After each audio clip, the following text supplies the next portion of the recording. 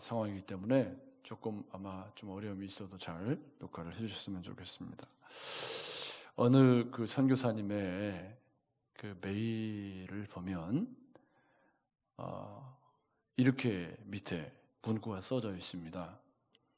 이제는 생존을 넘어 영향력으로 라고 이렇게 메일을 보낼 때마다 밑에 그렇게 태그가 달려서 옵니다. 의도한 건 아닌데 이번 주가 우리가 가정주일 예배를 드린 지 7째 주일입니다. 다음 주부터는 우리가 이제 모여서 예배를 할 겁니다. 그러니까 의도한 건 아니지만 아무튼 7 완전수를 다 채우고 우리가 이제 가정주일 예배를 끝마치고 공동체 예배를 드리기로 어제 당에서 결정을 했고요. 그리고 실제로 코로나 상황도 지금 많이 이제 좋아져서 정부에서도 교회를 이렇게 행정명령에서 제외를 시켜 주었습니다. 그래서 우리가 이제 다음 주부터는 공동체로 모여서 예배를 할 수 있게 되었습니다. 물론 뭐 주일학교나 점심 식사나 오후 예배는 여전히 어려운 상황이 되겠습니다만은 그래도 이제 공동체로 예배할 수 있는 날이 다음 주부터는 온다. 그런데 지난 7주간 우리가 이제 이번 주까지 7주간이죠. 가정주일 예배를 드리면서 우리의 화두가 뭐냐면 홀로 예배해야 하는 상황에서 어떻게 성도로 생존하고 그 생존을 넘어 영향력을 끼치는 성도가 될 수 있을 것인가. 그래서 오늘 가정주일 예배 마지막 제목을 성도의 영향력이라고 잡은 것은 우리가 공동체로 예배할 수 없는 그런 상황 가운데 우리는 어떻게 은혜를 간직한 성도의 모습을 유지해 갈 수 있고 그리고 그 은혜를 간직한 성도의 모습을 유지하는 것을 넘어서 세상에 빛과 소금의 역할을 감당하는 그런 그리스도인이 될 수 있을 것인가. 이것이 오늘 우리의 주제입니다. 저는 느헤미야라는 사람을 통해서 성도가 생존을 넘어 영향력을 끼치는 삶을 사는 모델을 찾아보려고 합니다. 그래서 오늘 말씀은 근본적으로 빛과 소금으로 살아가야 하는 성도의 삶의 유형화된 모델 느헤미야라는 말입니다. 느헤미야가 1장 1절에 보면 하나님이 전해준 소식을 들었을 때, 즉 예루살렘 성전이 회파되고 사는 것이 황무하다는 소식을 들었을 때는 에스라가 부흥운동을 주도했던 때로부터 13년이 지났습니다. 뭐 이렇게 하면 좀 감이 없지만 아무튼 고레스의 포로 기환 칙령이 발표된 지 100년 정도가 시간이 지난, 그러니까 포로 기환, 1차 포로 기환이 이루어지고 나서 한 100년의 세월이 지났으니까요.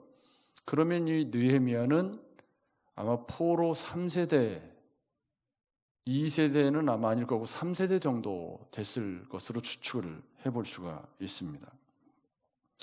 그때 당시에 그 영적 강성을 외쳤던 말라기 선지자의 말을 들어보면 백성들도 제사장들도 다 예배를 범패스러운 것으로 여길 정도로 시대가 굉장히 피폐하고 그리고 하나님이 내 시간에 맞게 역사하지 않는다고 하나님의 사람들이 굉장히 실망해 있던 시대가 바로 그 시대입니다.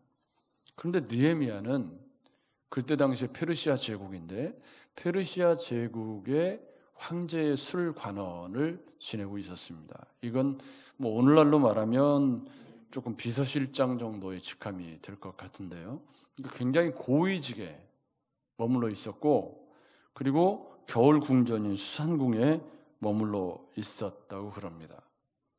그러면 세상 말로 하면 출세한 사람이고 아쉬울 것이 없는 그런 위치에 있었고 그리고 그 시대에 수많은 사람들이 페르시아 제국, 그러니까 바벨론을 넘어서 이제 메데 파사 이렇게 넘어가는데 페르시아 제국에 동화되어서 페르시아 사람처럼 그렇게 살아가고 있는 것이 보편화되어져 있는 그런 시대였다는 거죠.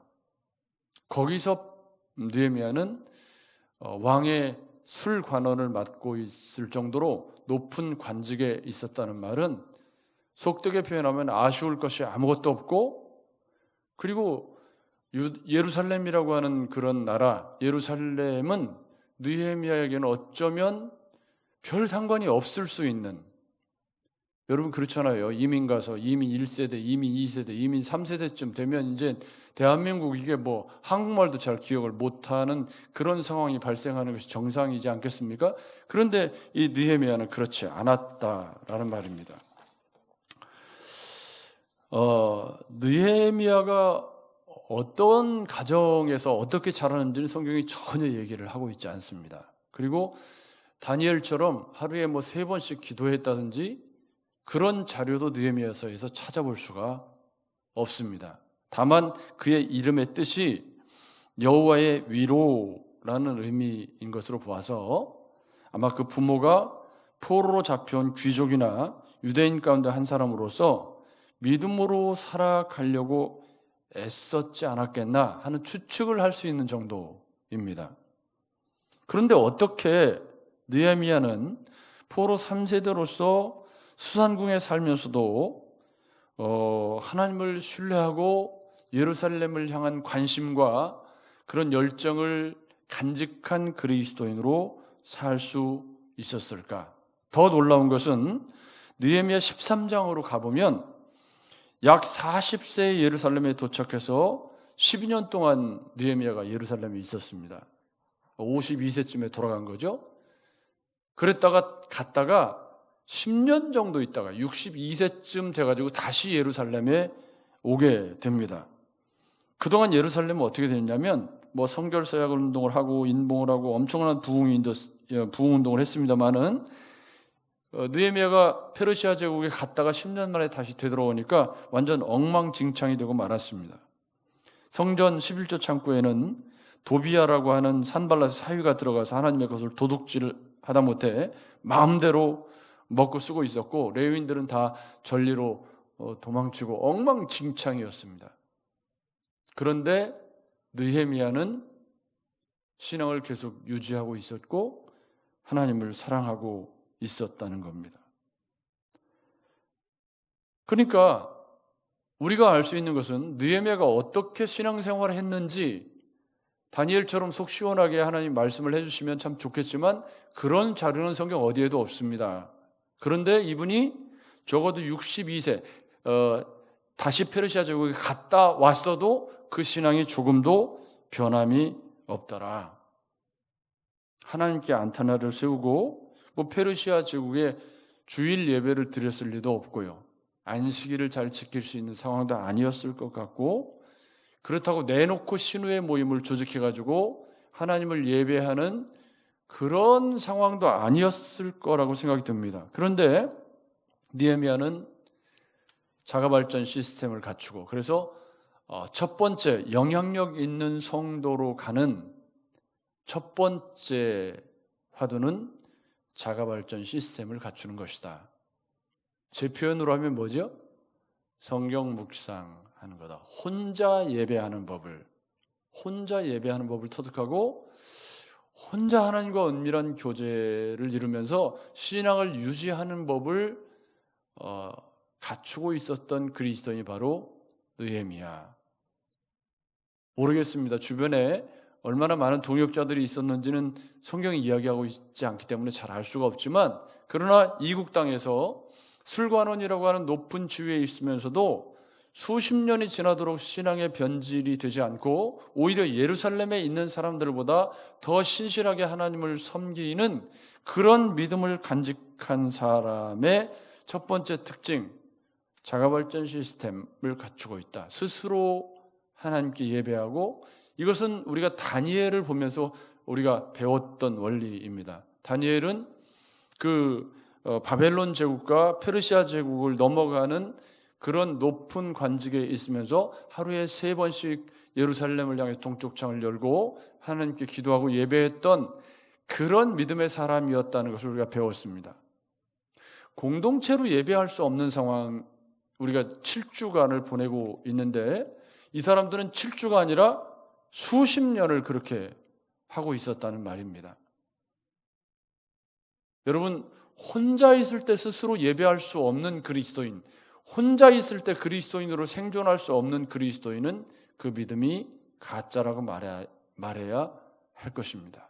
여러분, 그렇지 않습니까? 우리가 혼자 있어 보니까 7주간이나 혼자 가정에서 예배를 해보니까 이것이 얼마나 어려운 일인지를 압니다. 그리고 이것이 7주간이 아니라 70년이 계속된다면 그러면 우리가 어떻게 그리스도인으로 계속해서 생존해 나갈 수 있겠느냐? 굉장히 어려운 문제입니다. 그런데 여러분, 가만히 성경을 보면 혼자 자가발전 시스템을 갖추고 신앙을 유지했던 인물들이 거의 다 믿음의 영웅들이었다는 사실을 우리는 알 수가 있습니다. 여러분, 에녹이라는 인물을 기억하시죠? 300년 동안 하나님과 동행했다. 그 시대가 하나님을 거역하는 시대고 창 던지는 사람 무드셀라가 죽으면 심판이 온다는 공공연한 메시지가 돌아다니던 시절인데 그는 하나님과 300년을 동행했고요. 노아라는 인물은 120년 동안 여러분이 잘 아시는 것처럼 방주를 만드는 동안 외롭고 힘든 길을 하나님을 믿는 신앙으로 혼자, 가족들이 열심히 뜨겁게 도와준 건 아닐 것 같고 믿음의 영웅들은 대부분 다 그랬더라고요. 우리가 잘 아는 요셉이라는 인물이나 아브라함이나 여러분, 아브라함이 본토 친척은 아비집을 떠나서 가나안 땅에 신앙생활할 때 하나님께서 적극적으로 그를 도와주셨지만 결국 홀로 생존해야 하는 어려운 싸움이었습니다. 영향력 있는 성도가 되기 위해서는 스스로 예배하는 법을 터득하고 스스로 말씀 앞에 서고 스스로 살아가는 법을 터득하지 않으면 좋은 그리스도인으로 생존하는 것이 어렵다는 것이 성경의 일관된 말씀입니다. 우리가 잘 아는 사도 바울도 다소에서 11년 동안을 혼자 있어야 하는 시간을 보냈습니다. 그 시간 동안에 혼자 열심히 예배하고 말씀을 연구하고 준비되어서 14년 만에 안디옥 교회에 올라왔을 때 정말 영향력 있는 그리스도인으로 선교사로 세상을 놀라게 했던 것을 우리는 기억하고 있는 것입니다. 따라서 영향력 있는 성도로 가는 첫 번째 단추는 자가발전 시스템을 갖추는 것이다. 스스로 혼자 예배할 수 있고 혼자 말씀 앞에 서서 스스로 신앙을 유지해 갈 수 있는 그리스도인이 진짜 그리스도인이다. 하루 이틀 그렇게 하는 것이 아니라 성경의 믿음의 영웅들은 평생 동안 그렇게 살았던 사람들이 의외로 많다는 말입니다. 두 번째, 영향력 있는 성도로 가는 두 번째 원리는 실시간 기도 시스템을 운영하는 일입니다. 이 자가발전 시스템은 말씀과 자기의 신앙을 유지하기 위한 예배를 의미한다면 이 실시간 기도 시스템은 하나님을 늘 기억하고 살아가는 성도의 가장 중요한 덕목입니다. 이 실시간 기도 시스템은 하나님이 온 우주에 충만하신 분이기 때문에 여러분 그렇죠? 어디에 있든지 우리가 하나님께 기도할 수 있다는 그런 원리. 내가 어떤 상황에 있든지 하나님 앞에 기도할 수 있는, 그 말은 바꿔 말하면 하나님을 기억하고 살아간다 라는 의미입니다. 느헤미야는 1장 4절에 하나님과 전해준 소식을 듣고 제일 먼저 하나님께 기도합니다.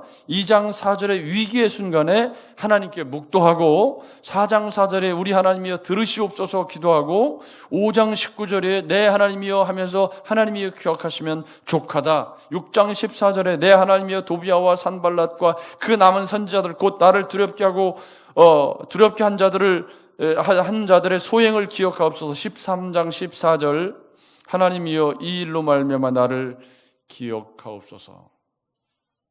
저는 이런 느헤미야의 모습을 실시간 기도 시스템이라고 제목을 붙였습니다.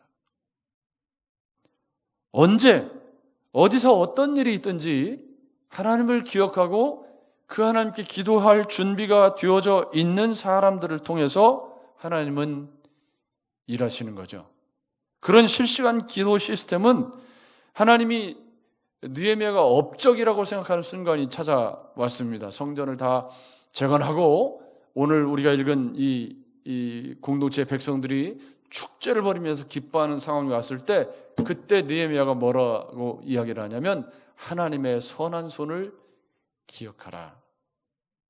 이게 자가발전 시스템과 실시간 기도 시스템을 갖추고 있는 그리스도인은 내 의의를 드러내는 것이 아니라 누가 하나님이 이 일을 하셨다. 하나님의 선한 손을 이야기하게 되더라. 라는 말입니다. 그런데요, 이런 훌륭한 자가발전 시스템과 실시간 기도 시스템을 갖춘 그리스도인이 그걸로 그치게 된다면 세상은 그런 성도를 말만 하는 성도라고 말할 것입니다. 여러분 그렇지 않습니까? 교회에서는 40일 금식을 했네, 나는 무슨 은사를 체험했네, 하는데 사회에 나가면 엉망진창인 삶을 살아가고 있다면 오늘날 신천지가 지탄을 받는 것이 바로 그런 이유 아닙니까? 그렇기 때문에 삶이 동반하지 않는다면 이 자가발전 시스템이나 실시간 기도 시스템을 운영하는 것이 아무것도 아닌 것이 되고 맙니다. 따라서 성도의 진정한 영향력은 세 번째 원리, 낮은 곳을 향하는 결단과 용기. 느헤미야는 예루살렘 성벽이 회파되고 백성들이 고통을 당하고 있다는 소식을 듣고요, 4개월 동안 기도하면서 준비하기 시작합니다. 왕의 슬관원이라는 자리가 좋은 자리이기도 하지만 거기를 면하고 예루살렘 총독으로 가기 위해서는 느헤미야가 생명을 걸고 값을 치러야 하는데요, 왕한테 나를 그냥 지금처럼 저 예루살렘 총독으로 보내주세요 그렇게 말하면 되는 상황이 아니었습니다. 그래서 느헤미야는 4개월 동안, 2장 보면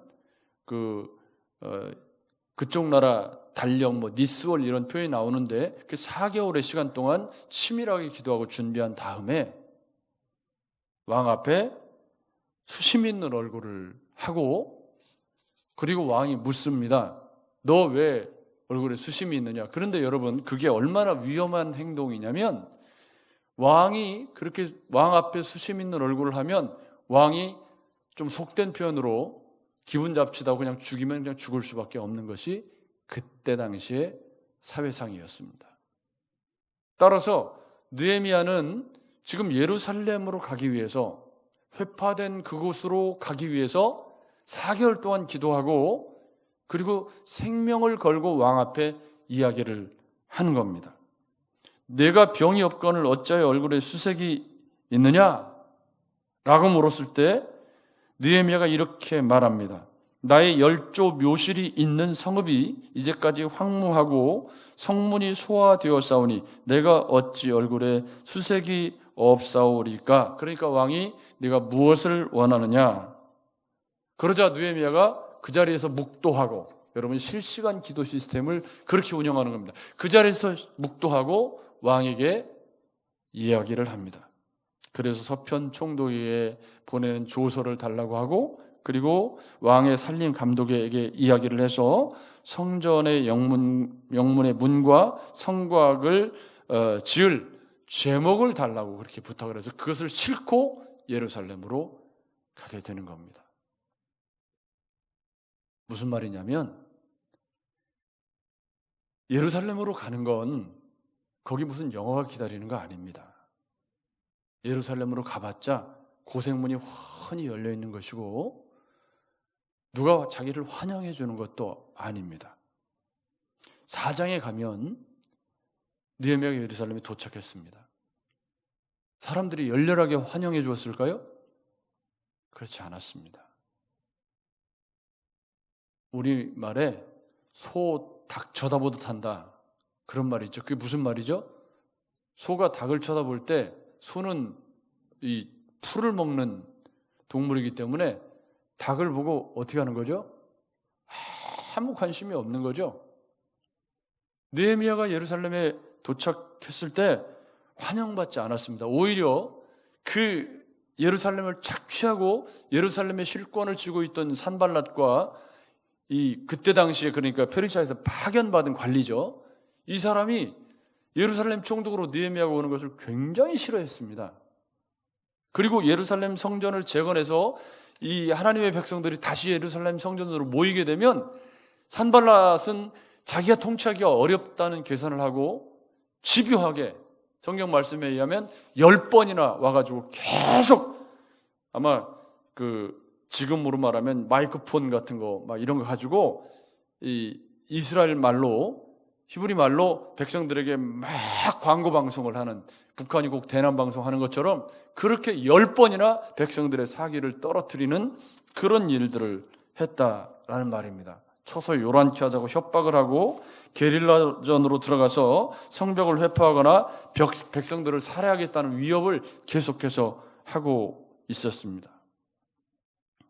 그때 느헤미야는 하나님께 먼저 기도하고 그리고 이 백성들을 조를 세워서 이렇게 두 패로 나눠가지고 한 패는 공사를 하고 다른 한 패는 파수꾼을 세우고 하면서 그 위기를 넘어가게 됩니다.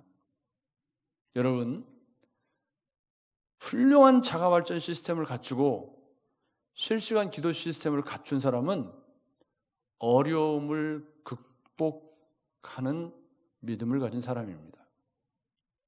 말로는 산을 옮길 것처럼 별의별 소리를 다 해도 교회가 어렵거나 어떤 상황이 어려워지면 도망칠 궁리부터 하는 사람이 이 땅에 얼마나 많습니까? 그런데 느헤미야는 낮은 곳으로 예루살렘으로 가는 용기를 가졌을 뿐만 아니라 그 예루살렘이 나를 환영해 주지 않아요. 나는 생명을 걸고 예루살렘에 갔고 그리고 그 예루살렘 성벽을 중건하기 위해서 삼림 감독들과 그 나무들을 다 준비해서 갔지만 예루살렘이 나를 환영해 주지 않습니다. 오히려 방해하는 사람들이 집요하게 방해하고 어려움이 계속되고 있습니다. 그런 상황 속에 쉽게 포기하고 주저앉아 버린다면 그는 자가발전 시스템을 갖춘 사람이 아닌 것이죠. 여러분 동의하십니까? 여러분, 우리가 그리스도인으로 이 땅에 살아간다는 것은 세상이 우리를 환영해 주지 않습니다. 세상이 이번 코로나 사태를 겪으면서 기사들이 자꾸 기사를 어떻게 쓰냐면 교회와 나이트클럽, 교회와 유흥업소 계속 그렇게 기사를 쓰더라고요. 아마 의도적으로 그런 것 같다라는 생각이 들었는데요. 이번 정부 발표, 이번 2주간 연장이 끝나고 이제 교회와 유흥업소를 제한 조치를 해제했다. 기사를 그렇게 써요. 교회가 유흥업소하고 같은 곳이 아니지 않습니까? 그런데 이 기자들이 꼭 교회와 유흥업소라고 제목을 다는 것을 보고 이건 고의적으로 교회를 폄하한다. 그래서 제가 댓글을 들어가서 읽어봤더니 대부분 다 댓글이 교회와 유흥업소가 어떻게 같냐? 교회와 유흥업소는 다르자. 그런 내용의 기사들이 쭉 실려 있는 것을 제가 보았습니다. 댓글들이. 그런 세상 속에 어려움이 찾아왔을 때 그 어려움을 극복하지 못하면 사실은 그의 믿음 생활은 헛것이라고 말해야 합니다. 외부적으로 산발락과 도비아 일당들의 그런 계속되는 공격과 성전을 못 짓게 만드는 그런 방해 공작이 있었다면 내부적으로 또 방해가 있었습니다. 이 내부적인 방해가 뭐냐면 그렇게 다른 사람들은 열심히 막 자기 하던 일들을 다 그만두고 예루살렘에 사는 사람들이 자기 하던 일들을 그만두고 와서 성전을 짓기 위해서 애를 쓰는데 그때 고리대금업자를 해먹은 놈들이 있었어요. 참 정말 그러니까 그 사람들이 누구냐면 드고아의 귀족들일 가능성이 많은데 그 예루살렘 성전을 짓기 위해서 느헤미야는 그 페르시아에서 와서 그렇게 12년 동안 열정을 바쳐서 이렇게 성전을 위해서 애를 쓰고 있는데 그 틈에 고리대금을 하면서 백성들의 고열을 빨아먹는 그런 못된 사람들이 있었습니다. 그래서 백성들 사이에 원망과 불평이 끊이지 않았습니다. 백성들이 뭐라고 말하냐면 5장 2절에 보면 부양가족의 문제, 자녀가 많으니 얻어먹고 살아야 하겠다. 그리고 3절, 5장 3절에 보면 흉년도 이유가 되었습니다. 그래서 밭과 포도원과 집이라도 전당 잡혀서 곡식을 얻어야 하는 처지가 되었다. 세금도 문제가 되었습니다. 그래서 과거에 일어난 일이겠지만 밭과 포도원을 빚내서 세금을 바쳤다. 그러나 가장 치명적인 것은 뭐냐면 이 어려운 상황을 이용해서 돈벌이를 하는 자들이 있다. 고리대금을 하는 자들이 있다는 겁니다. 그래서 느헤미야가 내부적인 위기, 외부의 위기를 극복하고 나니까 내부에서 그런 못된 짓을 하는 그런 자들이 있다 그 말입니다. 여러분, 에스겔서를 지금 저희가 묵상하고 있는데 에스겔서에 보면은 양과 양 사이에 하나님이 심판하시겠다는 말씀이 에스겔서 35장인가 아마 거기에 나옵니다. 그 양과 양 사이에 심판하시겠다는 말을 어떤 문맥에서 하셨냐면 너희가 좋은 꼴을 먹는 것을 하찮은 것으로 여기느냐, 너희가 맑은 물을 마시는 것을 하찮게 여기느냐라는 질문이 나옵니다. 그게 무슨 말이냐면 이 못된 양들이 이 좋은 꼴을 먹이는 목자들의 말씀을 자기도 안 먹을 뿐만 아니라 다른 양들이 먹지 못하도록 방해하고 구정물을 만들어 놓고 흙탕물을 하고 불평불만하고, 그래서 백성들로 하여금 하나님을 올바르게 따르지 못하게 하는 그런 양들이 있었다. 에스겔서에 그런 말씀이 나옵니다. 그러면서 하나님이 그런 양과 양 사이에서 심판하시겠다는 거예요. 그런데 여기 두고와 귀족들처럼 이 위기의 상황에 고리대금을 해서 백성들이 성전 짓는데 다 에너지를 쏟아도 시원치 않은 판에 이렇게 경제적인 문제로 어려워하니까 원망과 불평이 가시지 않았습니다. 그때 느헤미야는 어떻게 행동하냐면 네 번째 원리입니다. 자가발전 시스템, 실시간 기도 시스템, 낮은 곳을 향하는 용기, 행동하는 용기, 그리고 지금 마지막입니다. 돈을 지배하는 그리스도인. 네 번째 원리입니다. 느헤미야가 어떻게 행동했냐면 일단 마음으로 계획한 후에 대회를 열고 저희를 쳐서 말하기를 우리는 이방인의 손에 팔린 우리 형제 유다 사람을 속량하거늘 너희는 너희 형제를 팔고자 하느냐 하면서 이 두고와의 귀족들을 책망하고 그래서 고리대금을 안 하도록 그들에게 이야기를 합니다. 그런데 그 사람들이 말을 들었어요. 왜 말을 들을 수밖에 없었냐면 두 가지 이유가 있습니다. 첫째는 뭐냐면 느헤미야가 엄청난 부자입니다. 얼만큼 부자냐면 예루살렘에 있는 12년 동안 총독의 월급을 받지 않았다고 그래요. 이게 무슨 뜻이냐면 그 전임 총독들은 총독의 월급을 받았을 뿐만 아니라 온갖 착취를 다 해가지고 백성들의 고열을 빨아서 부자가 되었습니다. 그런데 느헤미야는 총독의 월급을 받지 않았습니다. 그리고 총독들이 그 직원들까지 다 합세해가지고 백성들을 포갑하고 다 세금을 걷어서 자기 배를 불리는 그런 전임 총독들의 행태를 따르지 않고 오히려 자기 그 직원들, 그 사람들을 같이 일을 하도록 함께 땀 흘리며 성벽 공사에 투입이 되었습니다. 그래서 느헤미야의 종자들이 성벽 공사에 함께 땀 흘리며 투입이 되었다고 말합니다. 더 중요한 것이 5장 17절 18절에 보면 식솔들이 150명에다가 사면 이방인들까지 와서 엄청난 취사 비용이 들어갔는데 성벽을 건축하는 52일 동안 그 사람들 취사를 다 느헤미야가 돈을 대서 먹였다는 거예요. 이렇게 하니까 두고와의 귀족들이 느헤미야가 이렇게까지 예루살렘 성벽을 위해서 희생하고 자기 돈을 다 쏟아부어서 이렇게 하니까 고리대금 하는 사람들이 할 말이 없죠. 성도의 영향력이 여기서 나오는 것입니다. 아무리 믿음이 좋고 말을 잘하고 해도 정작 돈을 써야 할 때 인색하고 움츠러들고 그런 사람들 우리가 얼마나 많이 봅니까? 여러분, 성도의 영향력이라고 하는 것은 돈을 써야 할 때 쓸 줄 아는 그리스도인이 되어야 한다는 뜻입니다. 여러분, 이게 기마이스라는 말 아니라는 거 아시죠? 술 취해가지고 오늘 내가 쓸게 이거 하라는 얘기 아니잖아요. 지금 그 얘기가 아니죠.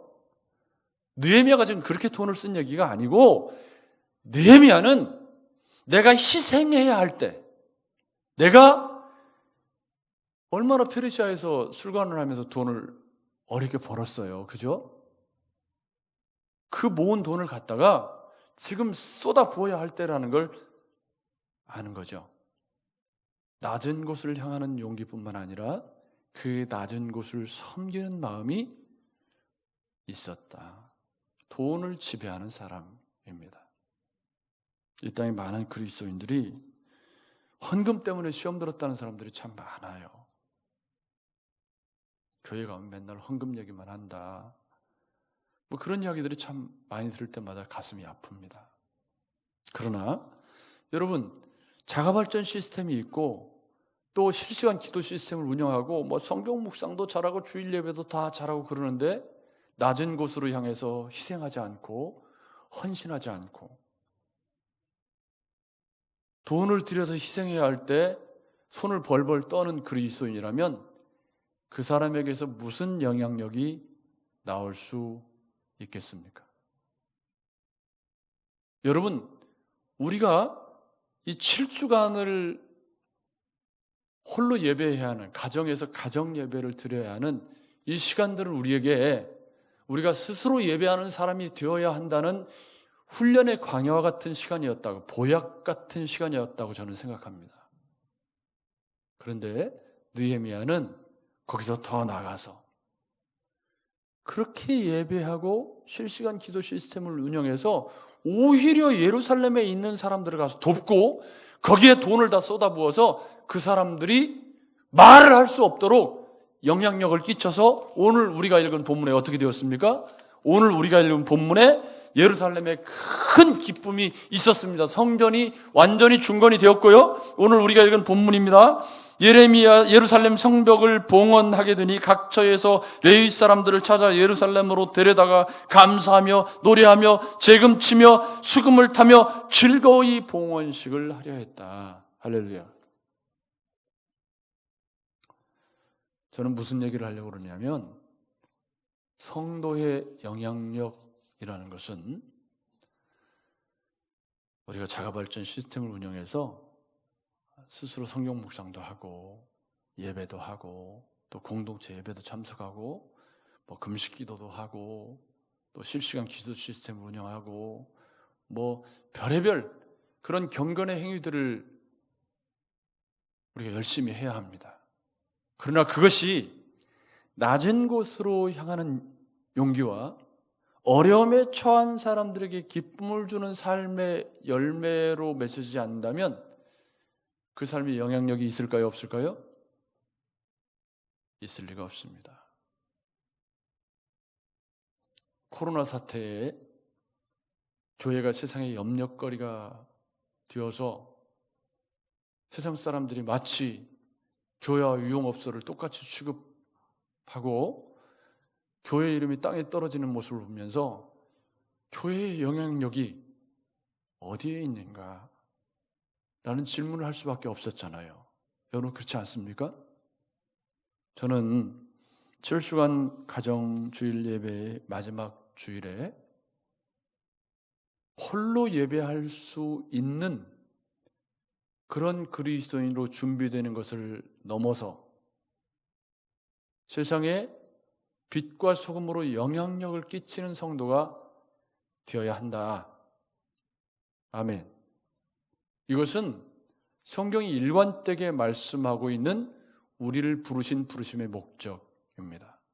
그런데 그 일은 우리가 열심히 기도하고 열심히 예배 생활하고 그렇게 해서 결국 뭐 하라는 거죠? 낮은 곳을 향해서 어려운 곳을 향해서 손을 뻗고 그곳에서 그 어려움들을 극복하면서 돈을 지배하는 그리스도인으로 살아내는 것, 그것이 성도의 진정한 영향력을 끼치는 성도의 열매다라는 말입니다. 그것이 오늘 본문에 예루살렘에 있는 사람들에게 얼마나 큰 위로가 되고 기쁨이 되었는가를 여러분 보시기 바랍니다. 이건 반대로 뒤집어서 이렇게 말할 수 있어요. 내가 살아내는 내 삶이 내 주변 사람들에게 기쁨이 되고 위로가 되고 있다면 그 사람은 잘 살고 있는 거다. 영향력을 끼치는 성도로 살고 있는 거다. 그런데 그 사람이 가는 곳마다 분란이 일어나고 불평이 일어나고 건강한 가정도 깨지고 막 그렇게 살고 있다면, 말만 많고 무슨 뭘 실제로 돈을 써야 하거나 희생해야 될 때는 입이 대바로 나와가지고 그렇게 살고 있다면 그 삶에 무슨 영향력이 있을 수 있겠는가? 우리는 빛과 소금이라는 거창한 용어를 쓰지 않아도 사소한 우리의 삶의 영역에서, 여러분이 살고 있는 그 삶의 자리에서 영향력을 끼치는 그리스도인이 되어야 합니다. 아멘. 아멘. 이렇게 공동체로 예배할 수 없는 이 긴 터널을 지나면서, 첫째, 자가발전 시스템, 둘째, 실시간 기도 시스템, 셋째, 낮은 곳을 향하여 행동하는 용기. 아멘. 아멘. 이것이 없다면 아무것도 아닌 거예요. 실시간 기도 시스템이 무슨 소용이 있고 자가발전 시스템이 무슨 소용이 있다는 말입니까?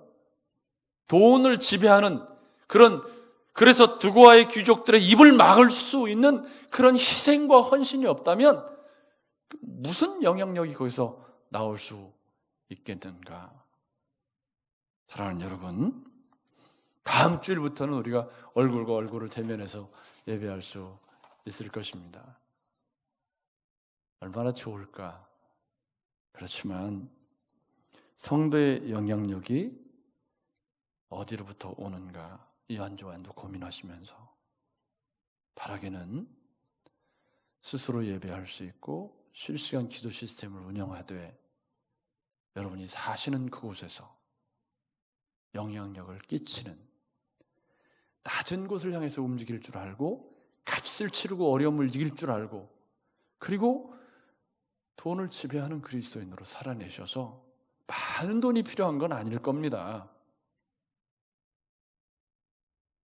주변 사람들을 행복하게 하고 세상 사람들에게 빛과 소금이란 이런 것이다, 답변을 제시해 줄 수 있는 그리스도인으로 승리하시는 한 주간 되시기를 주의 이름으로 축복합니다. 하나님 아버지,